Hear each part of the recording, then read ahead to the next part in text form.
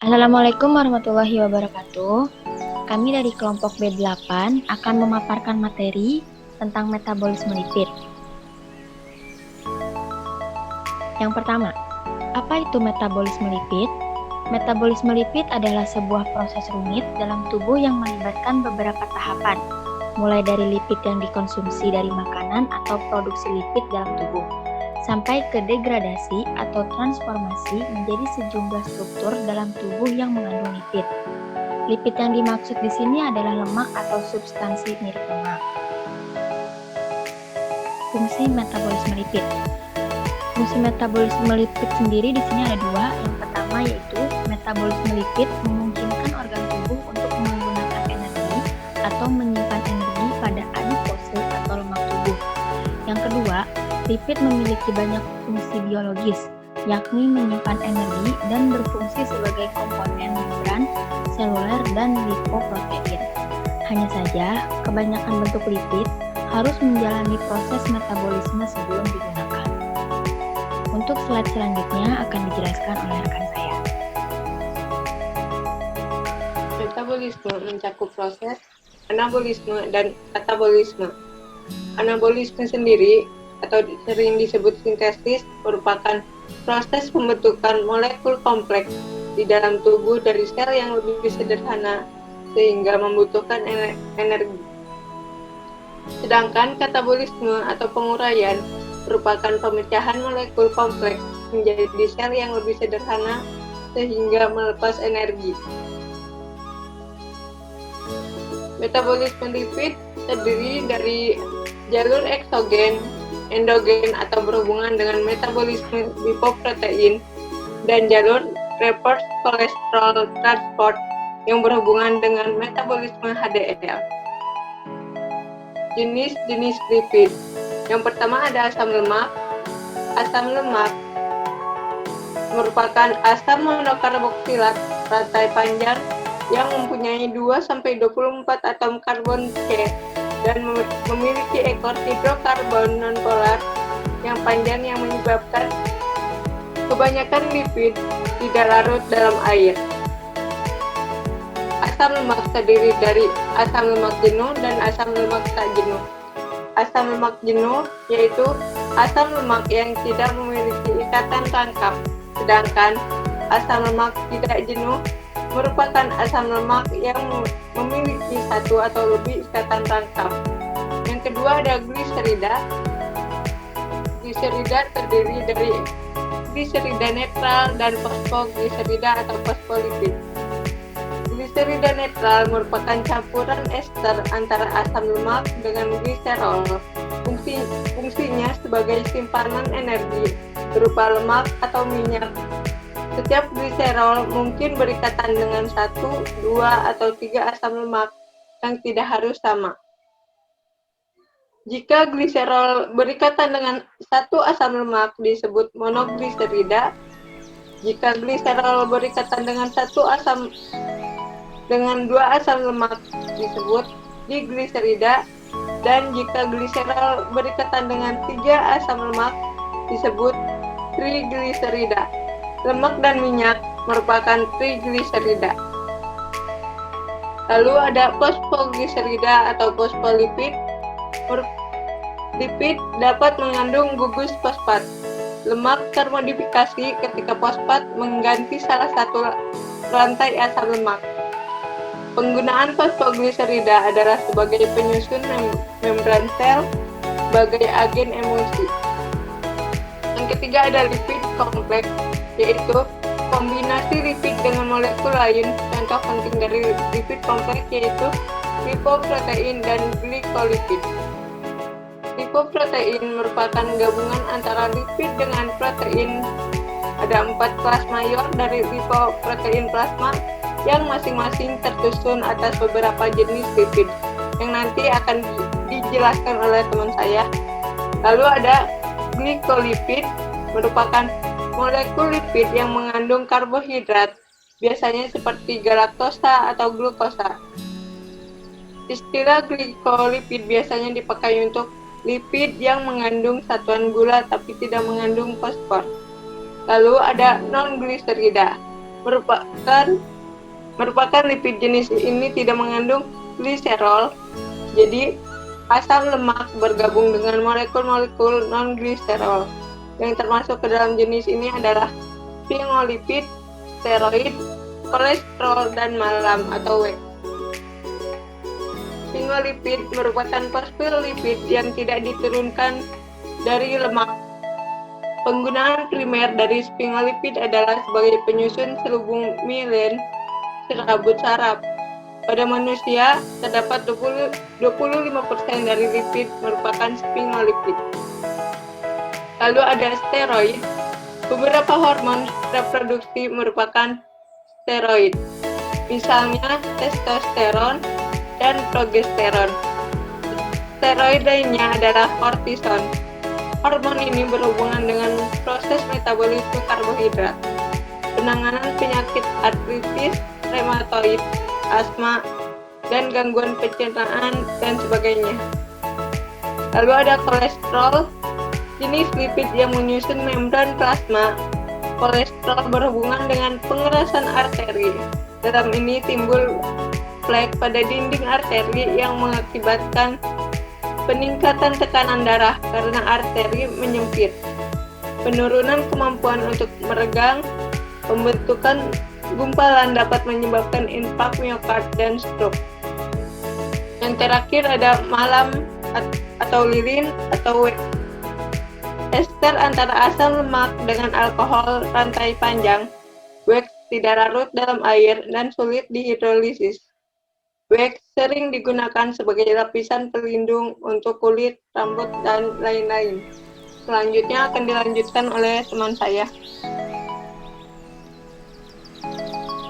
Baik, saya di sini akan melanjutkan, yaitu klasifikasi lipid atas kerangka dasar. Itu ada lipid kompleks. Lipid kompleks adalah ester asam lemak yang mengandung gugus-gugus selain asam fosfolipid dan glikolipid. Yang kedua ada lipid sederhana, yaitu ester gugus asam lemak dan sering disebut juga gugus asli dengan molekul alkohol gliserol. Contohnya yaitu lemak, minyak, dan wax. Selanjutnya ada klasifikasi lipid berdasarkan sifat polaritasnya. Yang pertama ada lipid nonpolar atau lipid netral, adalah lipid yang mengandung gugus nonpolar. Contohnya yaitu alkana dan alkena, lemak alkohol, lilin, sterol, tokoferol, dan trigliserida. Yang kedua ada lipid polar. Lipid polar itu bersifat amfifitik, yang berarti terdiri atas dua bagian, yakni daerah hidrokarbon yang non-polar dan daerah yang polar atau ionik. Contohnya fosfolipid, glikolipid, dan proteolipid. Selanjutnya ada oksidasi metabolisme lipid terdiri dari 3 proses utama, yaitu yang pertama dehidrogenasi atau oksidasi, yang kedua ada hidratasi, dan yang ketiga ada tiolisis. Yang pertama, dehidrogenasi adalah reaksi kimia yang melibatkan hidrogen dari molekul organik.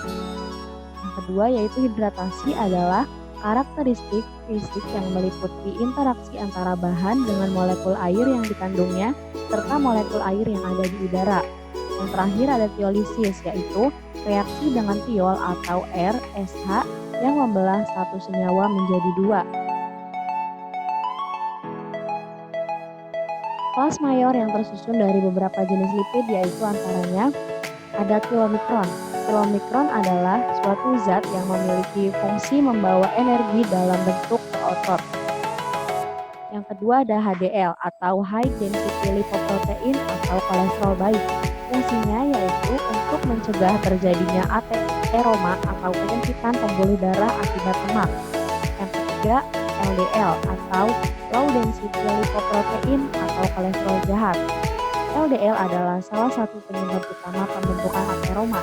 Ateroma sendiri yaitu pemicu penyakit jantung yang dikenal juga sebagai aterosklerosis atau pengerasan pembuluh darah. Ateroma juga sering disebut plak lemak yang di dinding arteri pembuluh darah. Yang terakhir FLDL atau Very Low Density Lipoprotein yang diproduksi oleh hati lalu dilepaskan melalui aliran darah. FLDL sebagian besar membawa trigliserida ke jaringan di dalam tubuh. Biosintesis asam lemak, yaitu tidak sepenuhnya merupakan kebaikan dari degradasi asam lemak. Enzim yang berbeda bekerja di dalam reaksi yang berlawanan. Untuk slide selanjutnya akan dijelaskan oleh teman saya. Di slide yang ini akan menjelaskan tentang penyakit yang bisa mengganggu proses metabolisme lipid. Yang pertama ada penyakit Gaucher, yaitu penyakit bawaan atau genetik yang terbilang langka dan menyebabkan gangguan metabolisme lipid.